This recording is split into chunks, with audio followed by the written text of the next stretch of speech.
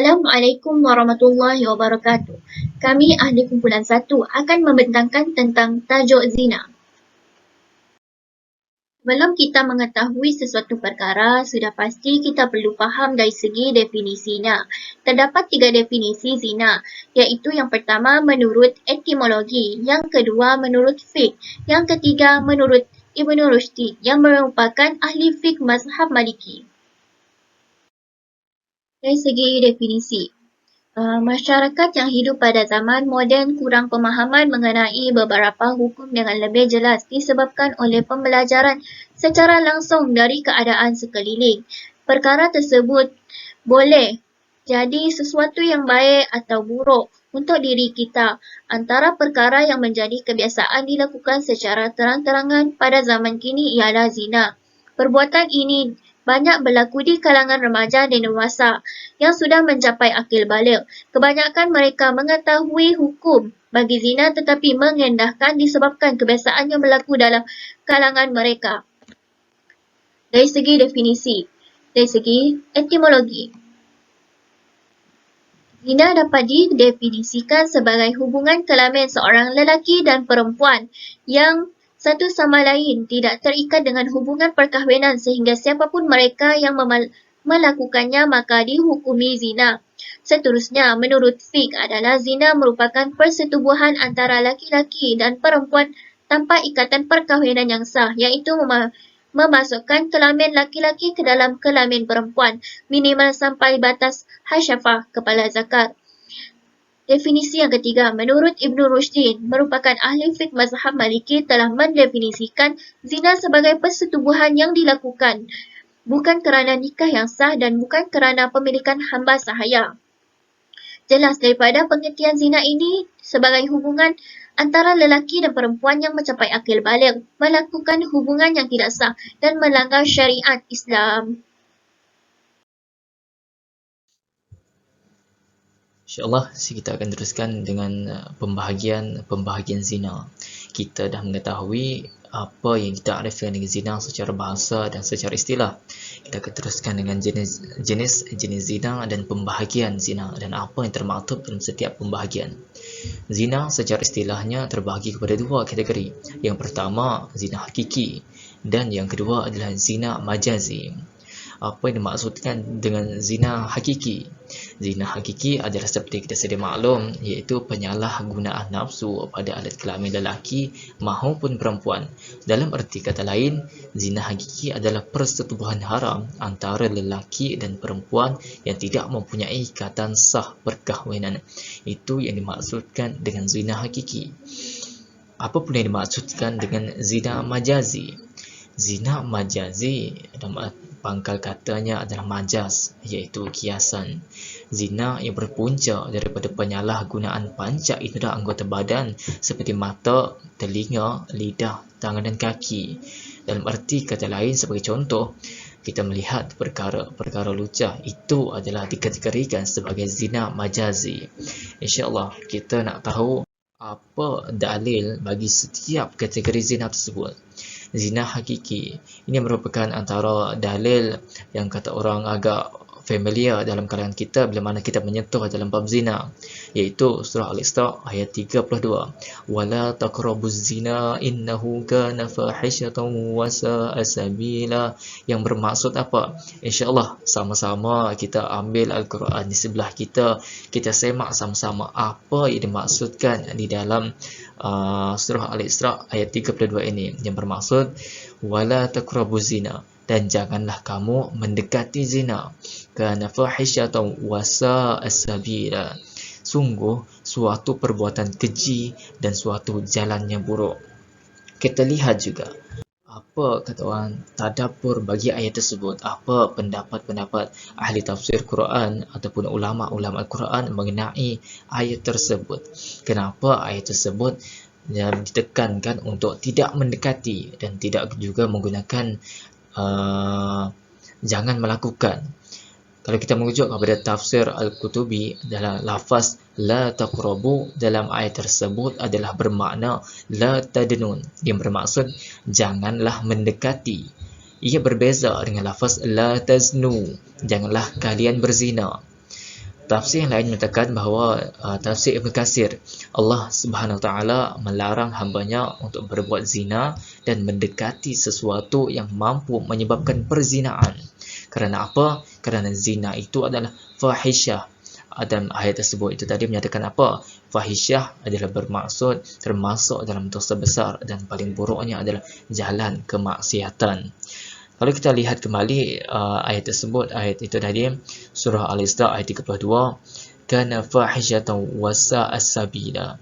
Sungguh ada satu perbuatan keji dan jalan yang membawa kepada keburukan. Itu adalah antara kata orang dalil nakli yang dalil bagi zina hakiki. Kita pergi kepada zina majazi.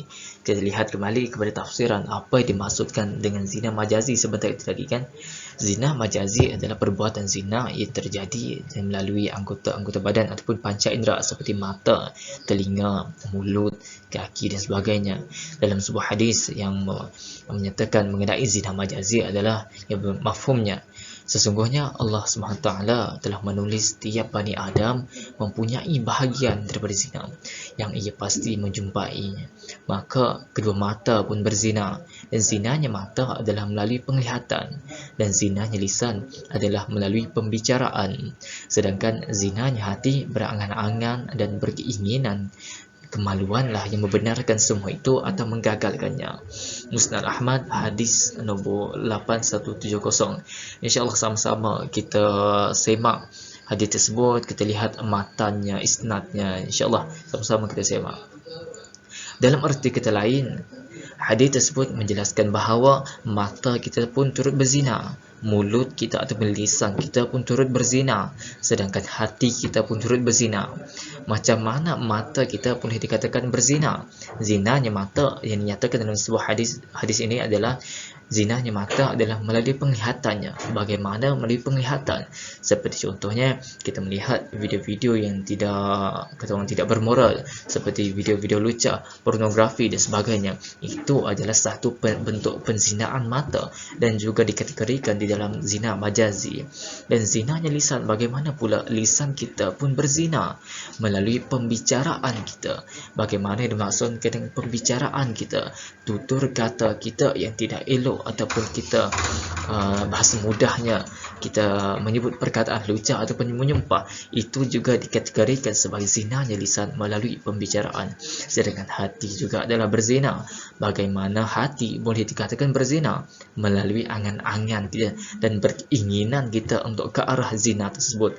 Dan ketiga-tiga ini, melalui mata, hati dan lisan ini, pangkal ataupun kemuncaknya adalah kemaluan. Sama ada kemaluan kita membenarkan ketiga-tiga nafsu ini ataupun menggagalkannya.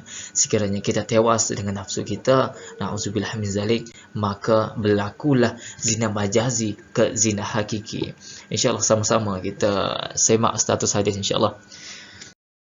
Subtopik yang ketiga ialah hukum zina. Hukum zina dalam Islam ialah haram dan berdosa besar. Seperti dalam firman Allah Subhanahu Wa Taala dalam surah Al-Isra ayat 32 yang berbunyi, "Wala taqrabuz zina innahu kana fahishatan wa sa'a sabila." Yang bermaksud, dan janganlah kamu semua mendekati zina. Sesungguhnya zina itu suatu perbuatan yang keji dan satu jalan yang buruk. Dalam ayat ini kita dapat tahu bahawa setiap perkara yang dilarang oleh Allah itu adalah perkara haram. Wala taqrabu yang bermaksud jangan mendekati, kerana perbuatan zina tersebut adalah fahisyatau, iaitu keji. Jadi Allah melarang kita untuk mendekati perbuatan yang mendekati zina seperti dating, tidak menjaga batas pergaulan dengan bukan mahram dan sebagainya. Melakukan perbuatan tersebut sudah haram, apatah lagi jika kita berzina.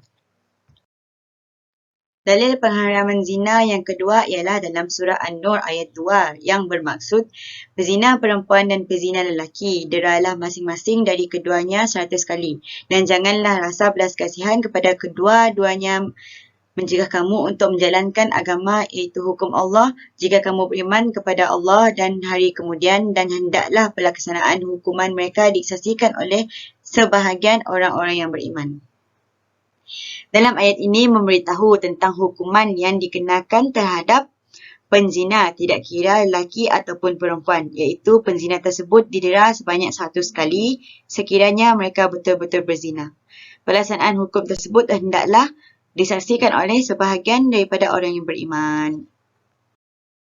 Hukum haramnya zina juga ada dalam hadis Rasulullah SAW, iaitu daripada Anas bin Malik radhiyallahu anhu, Rasulullah SAW bersabda, sesungguhnya antara tanda-tanda kiamat itu adalah diangkat ilmu agama, tersebar kejahilan terhadap agama, arak diminum secara berleluasa dan zahirnya zina, iaitu zina berlaku secara terang-terangan. Hadis riwayat Bukhari dan Muslim. Seterusnya, subtopik yang keempat ialah kesan zina. Kesan zina terbahagi kepada 4 aspek, iaitu kesan kepada nasab keturunan, kesan kepada sosial remaja, kesan kepada masyarakat dan negara, dan yang keempat, kesan kepada agama. Kesan kepada nasab keturunan ialah yang pertama, lahir anak yang tidak sah taraf akibat daripada hubungan yang tidak sah tersebut.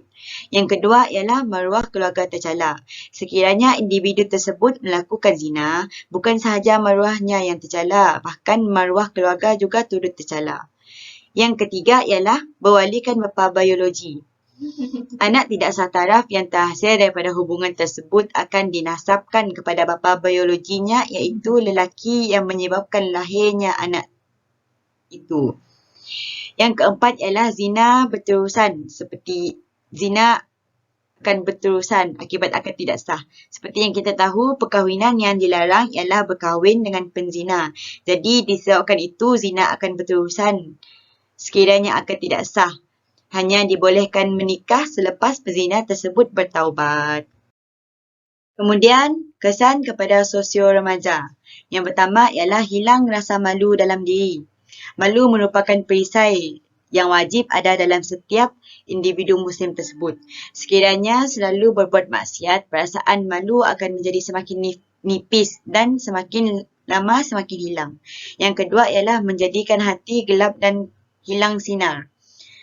Setiap maksiat yang kita buat akan menimbulkan satu titik hitam dalam hati kita. Lama-kelamaan akan bertambah banyak disebabkan dosa-dosa maksiat tersebut.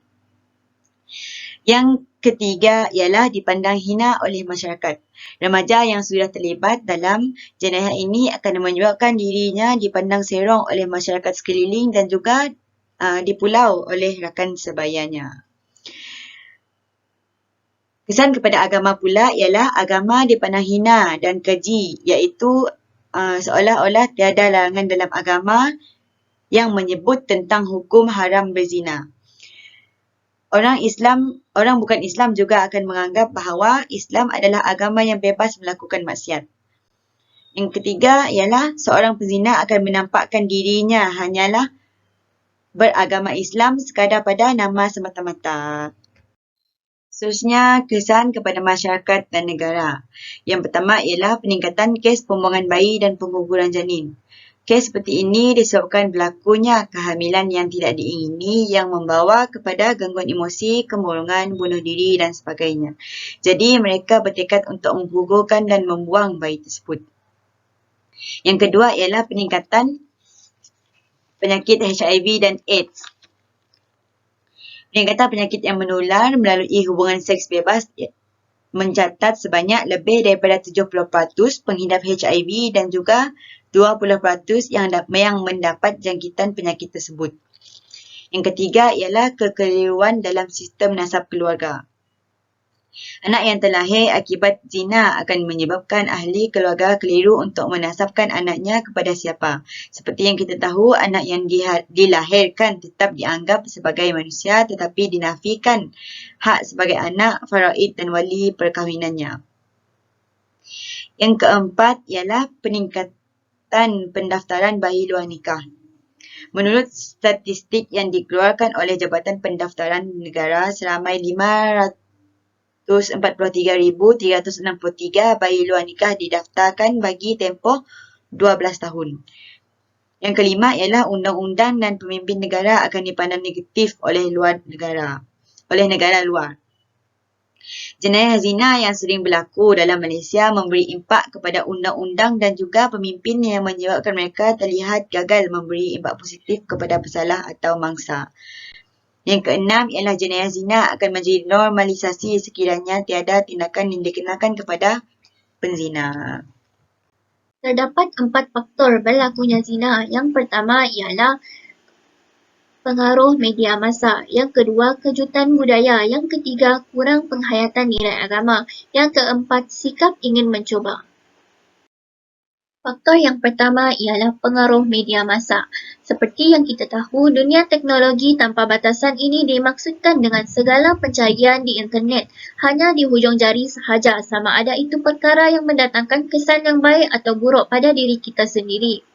Penggunaan media sosial ini tidak terhad digunakan oleh sesetengah golongan, tetapi seluruh dunia telah mengakses media massa, walau di mana jua mereka berada. Maka berlaku penyebaran intipati maksud secara bebas daripada golongan Islam maupun bukan Islam. Antara aplikasi pintas mudah akses yang digunakan oleh semua orang ialah seperti WhatsApp, Facebook, TikTok, Instagram dan sebagainya. Dan faktor yang kedua ialah kejutan budaya. Seperti yang kita tahu juga, kejutan budaya seiring dengan peredaran zaman ini mengamalkan gaya hidup yang bebas antara lelaki dan perempuan. Tambahan pula kurang pemantauan daripada ibu dan bapa atau penjaga dalam menentukan corak hidup. Dari segi pemilihan rakan, waktu keluar tanpa batasan itu menyebabkan anak-anak mereka merasa terabai walaupun mereka berada di rumah. Jelas, apabila anak-anak merasa terabai, maka mereka lebih mudah merasa terpengaruh oleh persekitaran yang dilalui, seperti gaya hidup masyarakat barat dari segi pemakaian, makanan dan pergaulan yang tidak berlandaskan syariat dalam Islam. Faktor yang ketiga ialah kurang penghayatan nilai agama. Masyarakat pada zaman kini mengalami kurang penghayatan dalam nilai agama. Perkara ini diperlihatkan apabila tiada sikap saling menegur apabila mereka melakukan kesalahan, bahkan mengendahkan keadaan tersebut menjadi kebiasaan. Pemikiran mereka menganggap zina adalah perkara yang remeh dan perkara tersebut merupakan menjadi pegangan agama sekadar penyukup syarat dalam kehidupan mereka. Bahkan perbuatan zina semakin meluas sehinggakan mereka tidak takut akan kekuasaan Allah Subhanahu Wa Taala. Dan faktor yang terakhir ialah sikap ingin mencoba. Sikap ini merupakan hal yang baik, tetapi yang menjadikannya apabila mula mencuba perkara yang buruk, perbuatan yang tidak bermoral seperti zina yang ada di sekeliling, mereka membuatkan mereka ingin mencoba daripada rakan sebaya mereka yang berada dalam gelombang kemaksiatan. Oleh itu, faktor yang ke arah ini akan menyebabkan mereka berasa sikap ingin mencoba untuk melakukan zina. InsyaAllah kita akan meneruskan pembentangan bahagian seterusnya iaitu tanggungjawab dalam mengekang zina. Sesuatu tindakan pastinya ada tanggungjawabnya. Seperti mana dalam bab ini terdapat 3 peranan ataupun 3 watak penting untuk mengekang perbuatan zina ini terjadi. Antaranya ialah peranan sebagai diri sendiri, peranan sebagai ibu bapa dan ahli keluarga dan juga peranan sebagai ulil amri, yakni pemimpin sesuatu tempat. InsyaAllah kita akan teruskan. Seperti mana dalam surah Az-Zariyat ayat 56. Auzubillahi minasyaitonir rajim. Wa ma khalaqtul jinna wal insa illa liya'budun. Yang bermaksud, aku tidak menciptakan jin dan manusia melainkan agar mereka beribadah kepadaku. Di dalam surah ini disimpulkan bahawa manusia dan jin diciptakan agar mengabdikan, mentaati dan menunduk serta menyembah Allah Subhanahu Wa Taala. Manusia ini diciptakan untuk menyembah Allah Subhanahu Wa Taala seperti melaksanakan segala perintahnya dan meninggalkan segala larangannya. InsyaAllah kita akan teruskan. Terdapat 3 watak penting untuk mengekang perbuatan zina. Yang pertama adalah untuk diri sendiri. Untuk diri sendiri, terdapat 5 langkah untuk menghindari perbuatan zina. Yang pertama adalah elakkan bersendirian. Kerana apabila seseorang itu suka bersendirian, boleh menyebabkan seseorang itu mempunyai keinginan ataupun mempunyai rasa ingin mencuba melihat bahan-bahan ataupun video-video pornografi yang tersebar luas di laman sosial. Oleh itu kita hendaklah mengelakkan diri secara bersendirian. Yang kedua, bergaul dengan orang-orang yang baik-baik. Hal ini kerana apabila kita bergaul dengan orang yang baik, pastinya kita akan mendapat kebaikan. Seperti apa yang seseorang itu membawa kebaikan, kita boleh jadikan sebagai iktibar. Dan apabila seseorang itu melakukan kejahatan, maka hendaklah kita bertegur agar ataupun menasihati seseorang itu agar mengelakkan perkara-perkara yang tidak baik. Yang ketiga, sibukkan dengan aktiviti berfaedah. Seperti pada sebelah petang, manfaatkan masa dengan aktiviti-aktiviti beriadah. Sebagai contoh, melakukan aktiviti sukan maupun aktiviti kecergasan buat diri sendiri. Yang keempat, menjaga batas pergaulan. Hal ini kerana pada zaman kini lelaki dan perempuan sering tidak menjaga batas pergaulan. Oleh itu di dalam Islam dianjurkan untuk seseorang lelaki dan perempuan itu hendaklah menjaga batas pergaulan ataupun dikenali sebagai menjaga ikhtilat agar tidak berlakunya perbuatan zina. Yang kelima, perbanyakkan beribadah seperti menunaikan solat 5 waktu sehari semalam, menunaikan ibadah puasa, menunaikan zakat dan juga melaksanakan haji bagi yang mampu. Peranan seterusnya dalam mengekang perbuatan zina ini adalah ibu bapa dan juga ahli keluarga. Peranan ibu bapa yang pertama adalah ibu bapa hendaklah memberikan didikan dan penerapan agama di dalam keluarga, seperti menyuruh anak untuk menunaikan solat 5 waktu.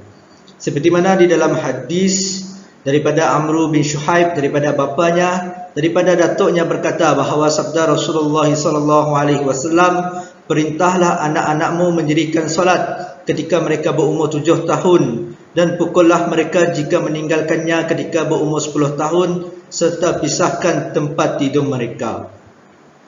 Yang kedua adalah mengeratkan hubungan kekeluargaan dengan aktiviti bersama-sama, seperti pada hujung minggu manfaatkan aktiviti seperti beriadah bersama-sama maupun bercuti ataupun mengunjungi ahli keluarga yang jauh lama terpisah. Yang ketiga, sentiasa peka dan ambil berat tentang kehidupan anak-anak. Sebagai contoh, apabila anak-anak itu telah bersekolah maupun berada di mana-mana sahaja, hendaklah ibu bapa itu peka dalam mengambil berat dalam kehidupan anak-anak. Yang keempat, menjadi suri teladan di dalam institusi keluarga, iaitu kita boleh simpulkan bahawa ibu bapa ini hendaklah menjadi role model dalam ahli keluarga, kerana anak-anak akan mengikut ataupun mengambil contoh perbuatan-perbuatan ibu bapa untuk dirinya sendiri. Dan yang terakhir, mendedahkan anak-anak mengenai larangan dalam agama serta kesannya. Seperti mana di dalam bab ini kita menerangkan tentang zina, hendaklah ibu bapa hendaklah menerangkan tentang perbuatan zina dan apa kesan zina tersebut terhadap anak-anak. InsyaAllah kita lanjutkan. Seperti mana dalam peranan ibu bapa dan ahli keluarga dalam mengekang perbuatan zina ini, terdapat satu hadis riwayat Al-Bukhari Fathul Bari nombor 1385 yang bermaksud setiap anak yang dilahirkan itu dalam keadaan fitrah, yakni suci bersih. Kedua ibu bapanya lah yang mencorakkannya menjadi Yahudi atau Nasrani atau Majusi.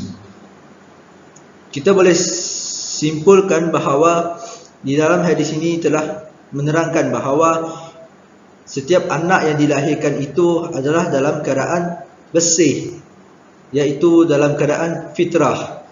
Kedua ibu bapanya adalah menjadi ataupun yang mencorakkan anaknya menjadi seorang yang baik maupun tidak baik, bergantung kepada perbuatan-perbuatan ibu bapanya sendiri. InsyaAllah, sebelum kita masuk ulil amri, terdapat satu potongan ayat dari surah An-Nisa ayat 59 muka surat 87. A'udzubillahi minasyaitonir rajim. Ya ayyuhalladzina amanu uti'ullah wa ati'ur rasul wa ulil amri minkum. Yang bermaksud, wahai orang-orang yang beriman, taatilah Allah dan taatilah Rasul, yakni Muhammad, dan ulil amri, yakni pemegang kekuasaan di antara kamu. Seperti mana kita faham di dalam potongan ayat tersebut, hendaklah seseorang itu mentaati Allah dan Rasul dan juga mentaati pemerintah di antara kamu semua. Ini kerana selagi mana pemimpin itu tidak melanggar syariat Islam, hendaklah kita mentaati pemerintah tersebut. Di sini terdapat 6 peranan sebagai seorang pemimpin. Yang pertama adalah menguatkuasa undang-undang pergaulan bebas. Sebagai contoh, menubuhkan sesuatu organisasi maupun badan-badan yang berkaitan dengan pemantauan untuk mengelakkan berlakunya pergaulan bebas di kawasan persekitaran perumahan maupun kawasan kelab hiburan. Yang kedua adalah amanah dalam memimpin. Seseorang pemimpin itu mempunyai amanah yang berat untuk dilaksanakan kepada semua lapisan masyarakat. Oleh itu, sebagai seorang pemimpin, hendaklah beramanah dalam memimpin sesuatu tempat agar tidak berlakunya perselisihan faham di antara masyarakat dan juga kerajaan. Yang ketiga, penambahbaikan dalam sistem pantauan di lokasi panas remaja. Ini sering terjadi di kawasan pusat hiburan dan juga pusat kelab malam, kerana di kawasan tersebut mempunyai ramai di kalangan remaja yang suka melepak dan juga suka melakukan hubungan-hubungan seksual yang tidak mempunyai hubungan yang sah. Oleh itu, sebagai seorang pemimpin mempunyai hak untuk menambahbaikan dalam sistem pemantauan di lokasi tersebut. Yang keempat adalah program memupuk nilai kerohanian. Program seperti ini amat penting untuk di kalangan remaja maupun dewasa, kerana pada zaman kini dari aspek kerohanian, ramai di kalangan remaja dan juga dewasa tidak mengetahui asas-asas ilmu dalam Islam maupun perkara yang dilarang di dalam Islam. Oleh itu, sebagai seorang pemimpin hendaklah bijak menganjurkan program memupuk nilai kerohanian berlandaskan Al-Quran dan As-Sunnah. Yang kelima, tindakan tegas berlandaskan syariat kepada pelaku zina. Ini lebih kepada sesuatu hukuman di mahkamah, sama ada mahkamah sivil maupun mahkamah syariah. Dan yang terakhir adalah menyekat laman sesawang dan platform lucah. Pada zaman kini, semenjak Perintah Kawalan Pergerakan PKP, Malaysia merupakan negara yang tertinggi melihat bahan-bahan pornografi dan juga platform lucah, kerana laman sesawang tersebut tidak disekat di dalam negara ini. Hal ini menyebabkan Malaysia merupakan salah sebuah negara yang tertinggi melihat bahan-bahan pornografi sehingga hari ini. Di dalam sesuatu perbuatan yang menyalahi undang-undang, pastinya terdapat hukuman berdasarkan akta-aktanya tersendiri. Sebagaimana perbuatan zina, terdapat beberapa undang-undang sama ada di dalam mahkamah syariah maupun dalam mahkamah sivil. InsyaAllah kita teruskan. Terlebih dahulu kita mulakan dengan akta mahkamah syariah. Terdapat satu hadis riwayat Muslim, Syarah Muslim nombor 1690, Kitab Hudud, bab had pelaku zina. Rasulullah SAW bersabda, ikutilah semua ajaranku, ikutilah semua ajaranku. Sesungguhnya Allah telah menetapkan hukuman bagi mereka, yakni kaum wanita. Jejaka dengan perawan hukumannya adalah sebat 100 kali dan diasingkan selama setahun. Sedangkan laki-laki dan wanita yang sudah menikah, hukumannya adalah sebat 100 kali dan direjam. Di dalam akta mahkamah syariah, terdapat dua kategori penzina, yakni penzina muhsan dan juga penzina ghairi muhsan.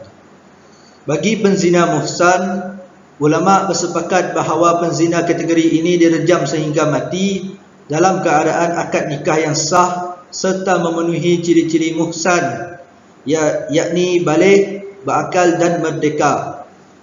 Lebih kita terperinci, penzina muhsan ini adalah seseorang itu yang telah dalam keadaan akad nikah yang sah, yang telah bersuami isteri, yang berzina dengan orang lain. Manakala penzina ghairi muhsan dikenakan hukuman sebat sebanyak 100 kali dan dibuang daerah selama setahun. Bagi kategori penzina ghairi muhsan, terdapat satu hadis riwayat Al-Bukhari Fathul Bari nombor 2649, iaitu kitab kesaksian, bab persaksian orang yang menuduh. Telah menceritakan kepada kami Yahya bin Bukhair, telah menceritakan kepada kami Al-Laits dari Uqail, dari Ibnu Shihab, dari Ubaidullah bin Abdullah, dari Zaid bin Khalid radhiyallahu anhu, dari Nabi SAW bersabda bahawa beliau memerintahkan bagi siapa yang berzina dan belum pernah menikah agar disebat 100 kali dan diasingkan selama setahun. Hadis ini adalah hadis yang sahih berkaitan dengan perbuatan zina. Hadis ini juga lebih berkaitan kepada penzina ghairi muhsan, yakni penzina yang belum mempunyai akad nikah yang sah, yang melakukan penzinaan dengan hubungan yang belum sah. InsyaAllah kita teruskan.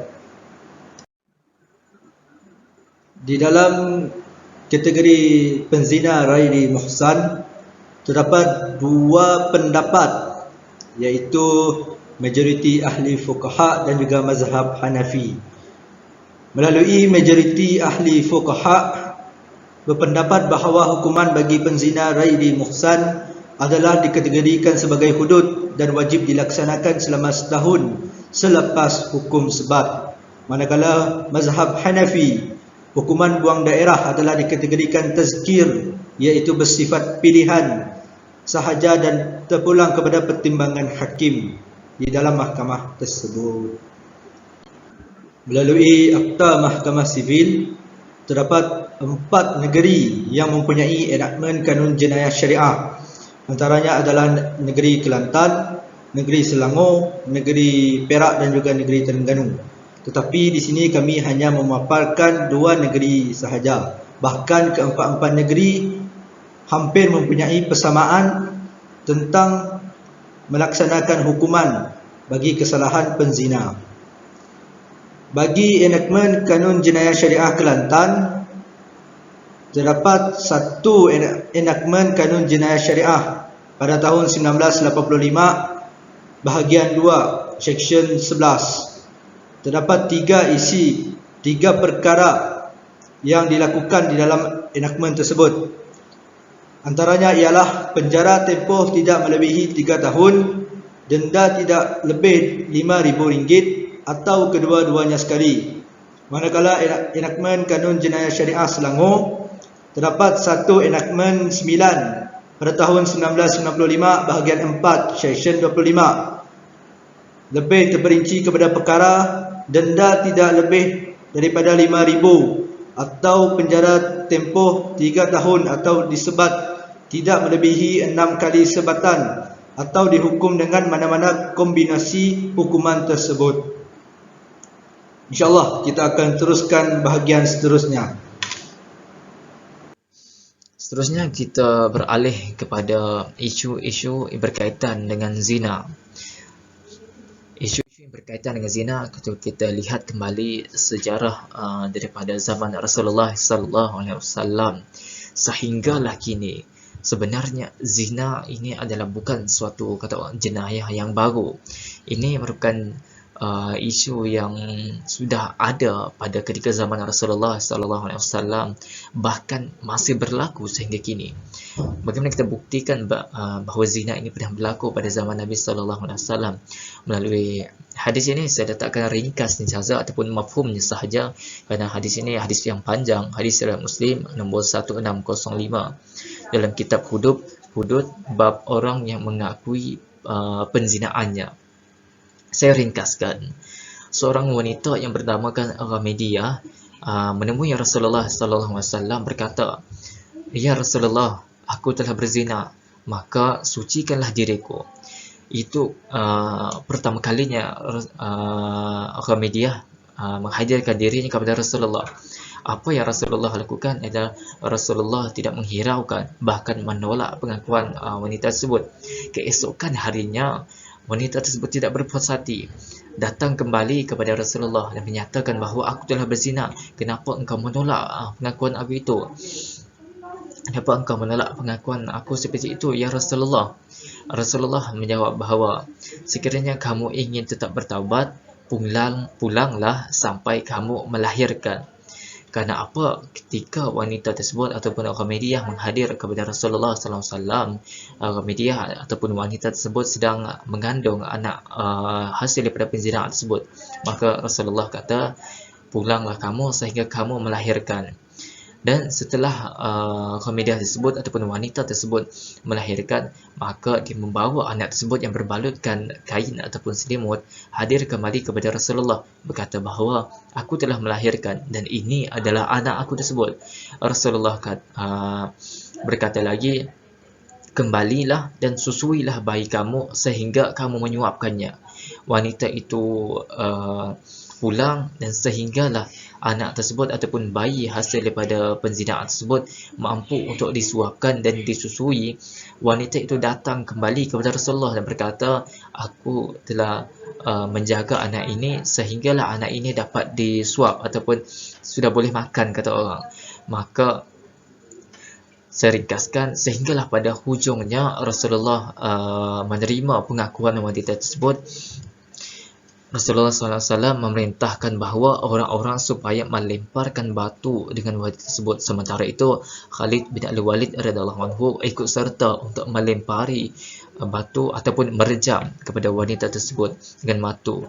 Maka berakhirlah riwayat wanita tersebut pada akhirannya direjam sehingga mati. Dan sebelum wanita tersebut direjam, wanita tersebut diperintahkan oleh Rasulullah SAW untuk bertaubat. Itu kata orang antara sedikit sebanyak kisah daripada kisah zina pada zaman Rasulullah SAW.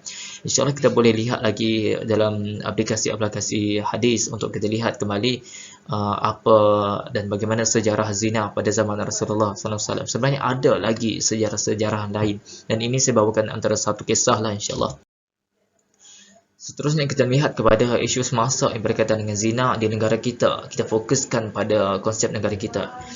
Zina bukanlah kata orang jenayah yang baru, namun zina pula seolah-olah tiada jalan penghujungnya, seolah-olah tiada jalan penyelesaian dalam kita membantras dan kata orang untuk membawa kes zina ini kepada statistik sifar.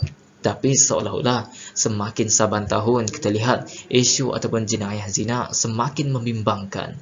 Seolah-olah tiada tindakan di mana silapnya dan di mana kata orang puncanya perkara ini tiada penghujungnya. Kita lihat apa yang kata orang kronologi kes zina ini kepada jenayah-jenayah lain. Kalau kita boleh lihat dekat skrin yang terpapar ini, kita boleh melihat antara kes-kes rentetan daripada zina adalah sepertinya pembuangan bayi. Kes pembuangan bayi kalau kita lihat daripada tahun 2015 sehingga 2018 sebanyak 577 kes dikesan. Dan pada Januari hingga Mei 2019 65 kes dikesan. Jumlah ini kalau kita lihat bukanlah jumlah yang boleh kita bawa tenang, bukanlah jumlah yang kita boleh hiraukan begitu sahaja. Namun apa yang dilakukan ini adalah pembuangan bayi. Kalau kita lihat kembali dekat KKM punya poster, seorang bayi dibuang setiap 3 hari. Isu yang boleh kita fokuskan untuk kita utarakan apa cara-cara kita untuk menyelesaikan perkara ini. Ini adalah berlaku disebabkan oleh penzinaan ataupun jenayah rogol. Disebabkan itu, perkara-perkara seperti ini semakin membimbangkan. Antara lain, rentetan kes daripada zina adalah kalau kita boleh lihat, kata orang daripada permulaan bagaimana berlakunya zina dan kata orang semasa berlakunya zina dan selepas ataupun pasca zina, apa kes yang kita boleh lihat. Yang pertama kita boleh lihat pasangan baru kenal 2 bulan dicukup keluar. Dengan syariah bagi hukuman mati untuk orang berzina. Budak 11 tahun bersalin. 6 bangsa jenis seksual sehari. Statistik ini dioleh daripada Polis Diraja Malaysia.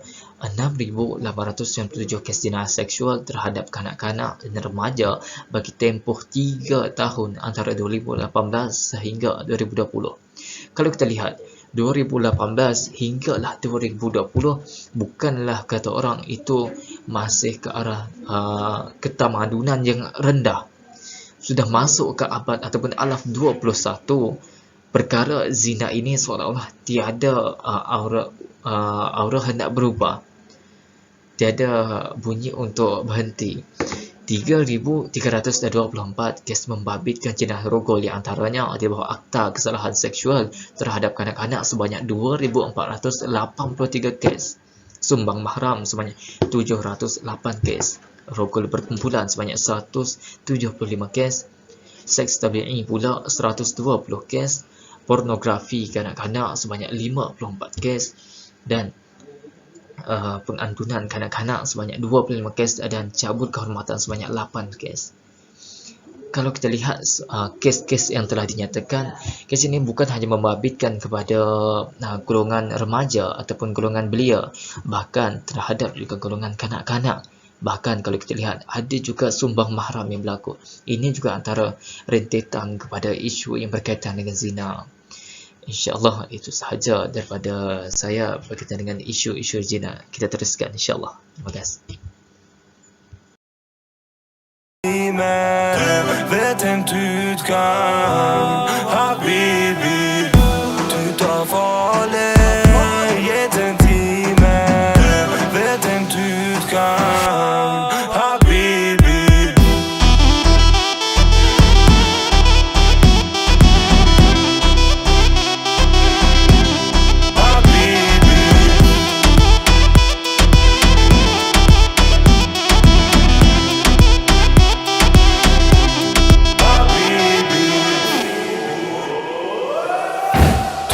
Farlig, gitt en time, vet en du kan